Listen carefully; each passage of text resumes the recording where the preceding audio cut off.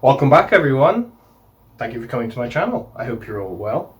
Today we have an anime review on something called Conception. Not what you're thinking, kind of what you think, maybe. Conception, something that happens between man and woman, maybe. Something that's a blessing sometimes, brings life into this world. To conceive, what a wonderful thing. Sometimes. That's not what we're talking about here. Well, you'll find out.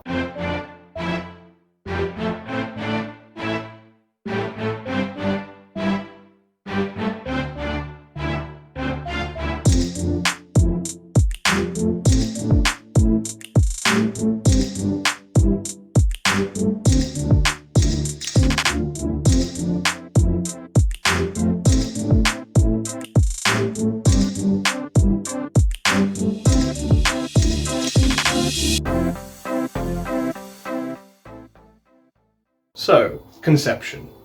It is a harem action fantasy anime with more tags, I'm sure. The reason I stumbled across it because I made a My Anime List account, which I'll leave below now, you can check out. I started with all the tags, anime search, tags, clicked on ecchi, went through everything. Clicked on harem and went through everything, and by the way, I'm on 600 something already and I've barely even touched it because I've watched a lot. So, going through the harem anime, I noticed there was something called Conception. I know it's from a video game, originally I believe, perhaps even a visual novel. It looked fine, it looked okay, but the reviews weren't fantastic. Now, I didn't read any because I wanted to make my own opinion on it. I didn't want to have someone else's perspective before I went into it. But the scoring was a 4.73. If something's amazing, it's usually an 8 or a 9. It's never a 10, never a high 9, apart from some things that shouldn't be. I really enjoy trash shows, and when I say trash, just typical tropes, stereotypes everywhere. Two guys, a woman and a man bump into each other, something happens, he's on top sometimes. Love that shit, it's like I'm a teenager again. So, in that regard, if it was just full of those stereotypical tropes, I would love it. And a lot of people don't like that, so they would rate it low. So, I wasn't too fussed. The whole concept of Conception is, it starts off with a lad and a lady, high school students. The boy is called Itsuki and the girl is called Mahiru.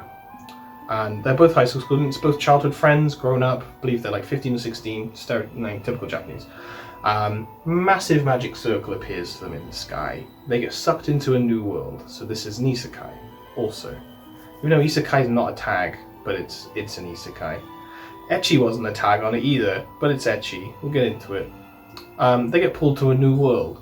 In this new world, they get special powers, which we'll go into, and they meet the king. And the king is like, you are special people. You're called visitors. Specifically Itsuki. He is a visitor. Because he's visiting the world. You know, not really, because it was against his will. He is entrusted by the king to save the world. There is some deep evil in this world that needs to be cleared out, and it can only be done by a visitor. The entire story revolves around Conception. It is Itsuki, our main character, having to have a sort of relationship, some sort of not sexual, but sexual embracement with the 12 maidens of the star constellations. Now, these maidens are selected by whatever grand magic pulled Itsuki through that needed the visitor to save the world. It also assigns 12 maidens, females, of the world, each of the star constellations. We have Aries, Taurus, Gemini, Cancer, Leo, Virgo, Libra, Scorpio, Sagittarius, Capricornus, Aquarius, and Pisces. Each of the girls, each of these females, these maidens in this world are assigned each of the star constellations. And Itsuki's main goal is to travel into these dungeons and kill these monsters or evil beings called impurities. Now, he can only defeat these impurities by going in there with his power. Now, his power is not very clear in the anime, but he can summon a sword, like a katana. And I think that's about it. But he learns to level up, as they put it, and strengthen up, even though that's not physically shown. He has to have these sexual relations, or embracements, as I call them, with each of the 12 maidens to produce a star child, which would be conceiving a child, but not in the sense that you think.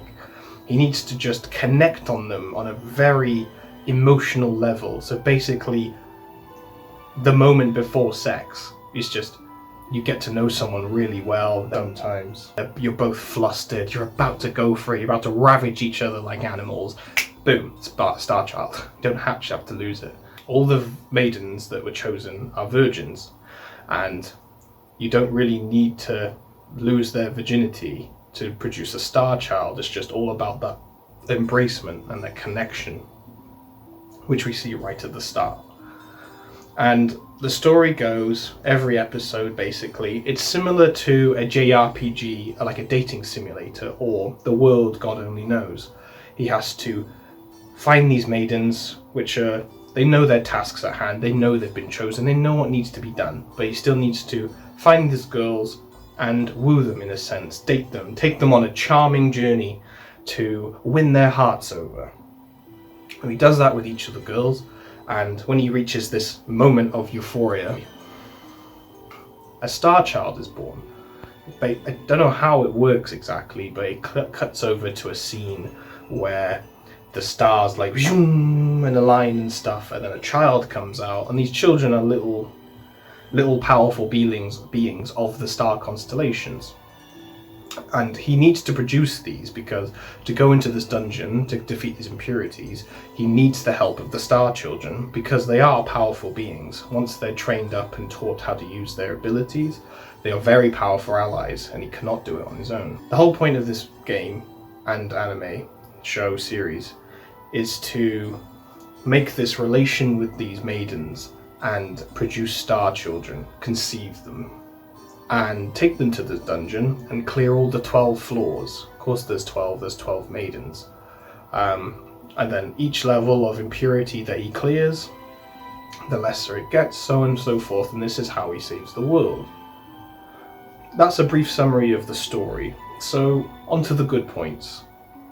There's not many, but there is some.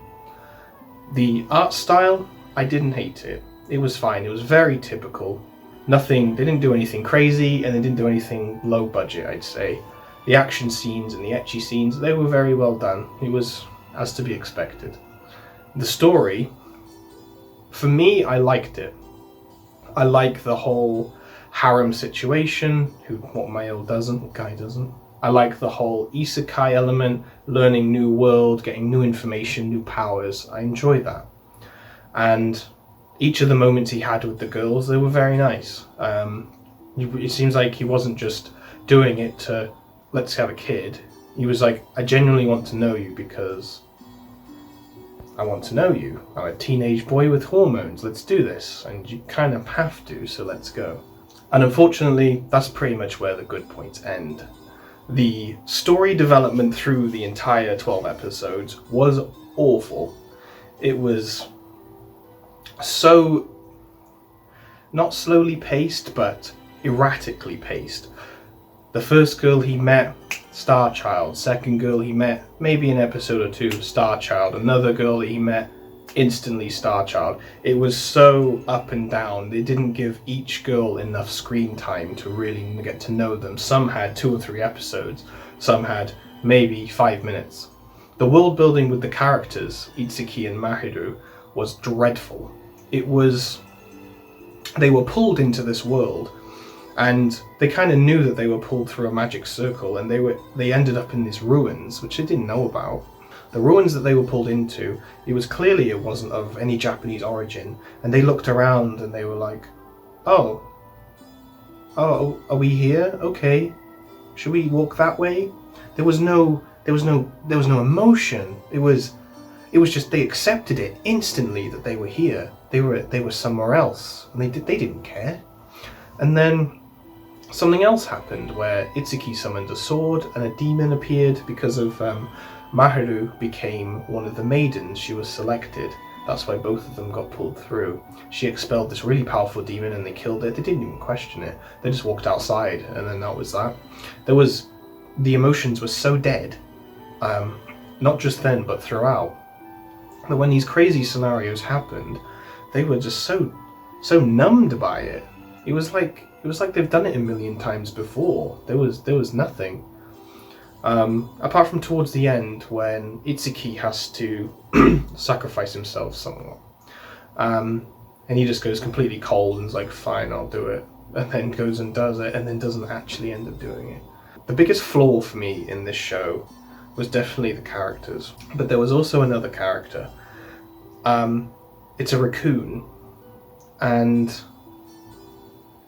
this raccoon, from day one till right to the end, is this perverted masochist raccoon that just wants to either pretend to have a child with the main character, peep on other people, give him lewd content, which I'm all for in some sense, but it was unbelievable. You just wanted some story to progress, and this raccoon would come in and start doing stuff. You're like, okay, great, can we get on with the story now? Like, I need some actual plot. And then the raccoon would come in and then something else would happen. The raccoon would fuck something up and no one cared. It was like, what the fuck is this raccoon? But towards the end, episode 10 or 11, our main guy Itsuki asks the raccoon if it's a girl. The raccoon can talk. And the raccoon's like, yes, I'm a girl. So then he asks, just like all the other previous girls after he wooed them, like, would you have my star child? He asked the raccoon if she would have his child. And the raccoon says yes. And they have sex. The MC, who's, say, is my height, has sex with a raccoon that's about this height.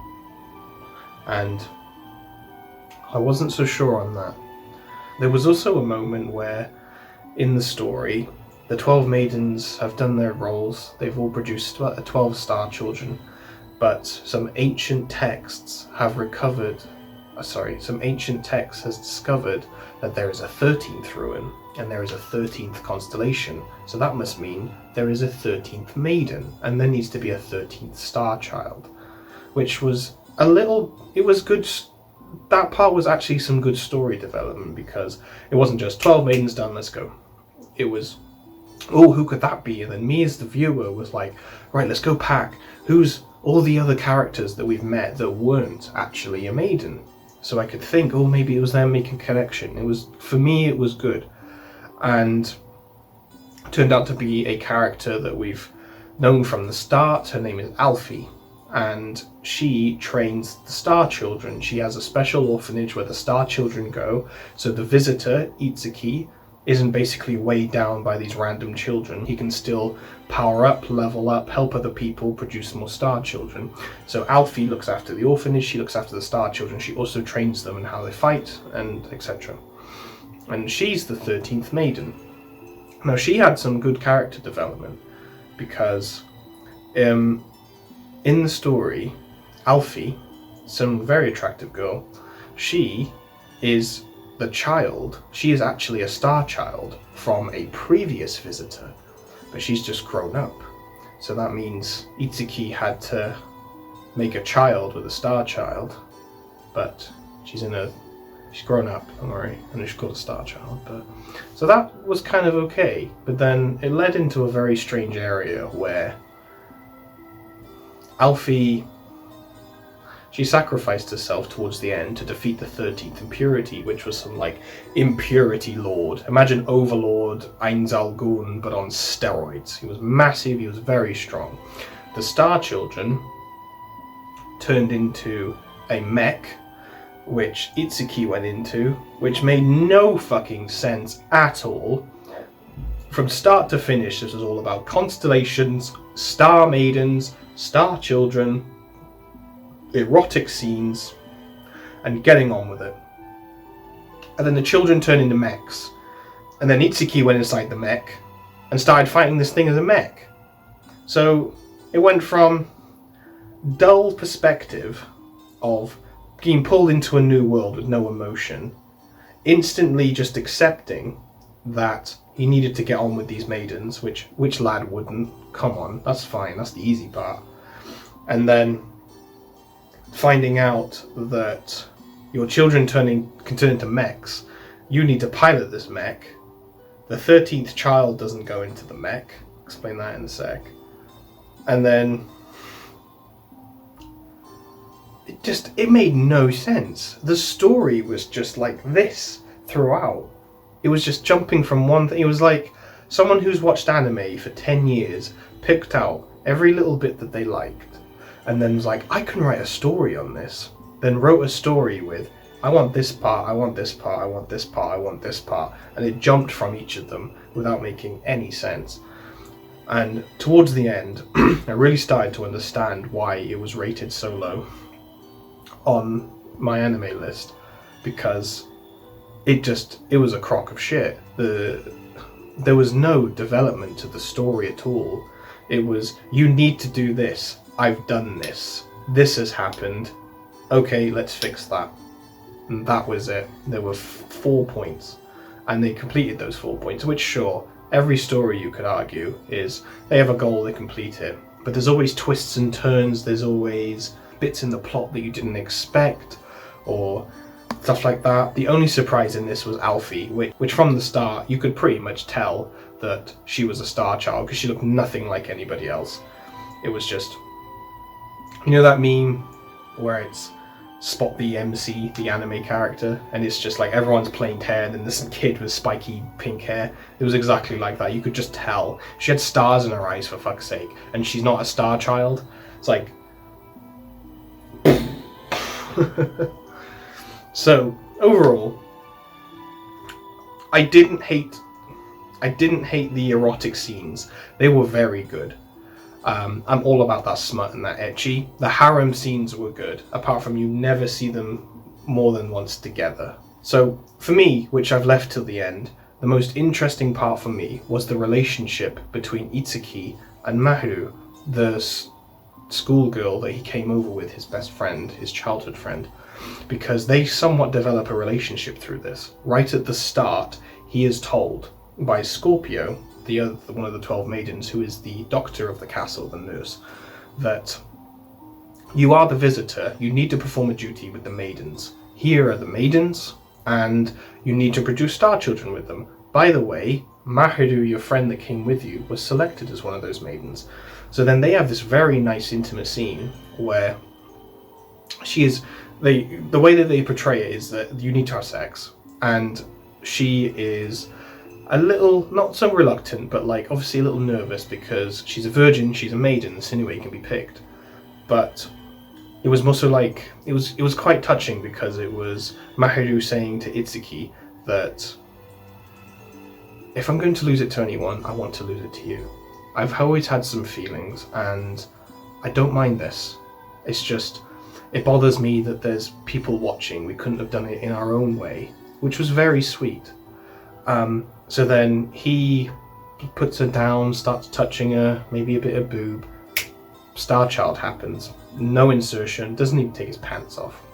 Throughout the series, they have a few moments where they have a hot spring moment. Very typical, but it was nice. They had a little connection. She lost an item that she was close to and he helped her find it. They had a little chat about the past and the good days. And it was really nice to see that even though Itsuki had to do all these things to these other 12 maidens, Mahiru didn't hold that against him. She still liked him for who he was, and Mahiru didn't really have a choice if he wanted to save this world. But what annoyed me the most was they were brewing up this relationship. They were giving you hints about it. They were slapping you in the face with it. It was very topsy-turvy, but there wasn't enough of it. They only had, throughout the whole 12 episodes, maybe 2 or 3 scenes where they were really together and chatting, but every time they really gave you this massive impression, like that they wanted to be together and that was it. They wanted to find their way home, and once they got together they probably would have been in a relationship. But the story did it so poorly that I don't think the average viewer would have picked that up. It was just they kept having their odd moments, like he did with any other maiden. If you didn't tell me that she was from his world and they would grow up together, you wouldn't have known. But I could see that they were trying really hard to do that. My final verdict on this anime. I understand the ratings on Mal. I would have rated it maybe a little higher. It's not the worst I've seen, it's not the best I've seen. I really enjoyed the characters they had in it. All the 12 star maidens, Itsuki and the king. They were very interesting characters, and I believe they were done quite well. All the 12 maidens, maybe bar 2 or 3, were just premium waifu material for me, especially Aries. You know, like the Ara boys. She's like the Ara shelf. She'd go up there if there was a figure. I've checked, there isn't. They were all done really well. Really nice clothing design, really good voice actors, really good attitudes and personalities, and each of them had their own little story, which I really enjoyed. It's just the way that they executed it with Itsuki to approach each of them, it got a little dry. And then towards the end, to go through that raccoon scene and the mech scene out of absolutely nowhere, my mind was blown, but not in a good way. It was just, what the fuck is going on? Why is this happening? This wasn't in the training, this wasn't mentioned at all. And it wasn't a good, like, oh, you know, plot twist, we just, like, oh, had this power, by the way. It was just so fucking out of the blue, it made no sense. But if you do like isekai harems, I do recommend you watch it and form your own opinion on it. This is my opinion on it. You might like stories that are very topsy-turvy and not in depth. Then you'll love it. You'll rate it a 10. But personally for me, it wasn't fantastic, but it's not the worst I've seen. And give it a few years, I probably will watch it again. Thank you very much for joining me. Please check out my social media links below. I'll include my anime list now, which you can check all the anime that so far I've added on there, which is by no means total. I'm sure I've watched over 1,000 easy. And I hope you're all staying safe. Thanks for joining me. Peace.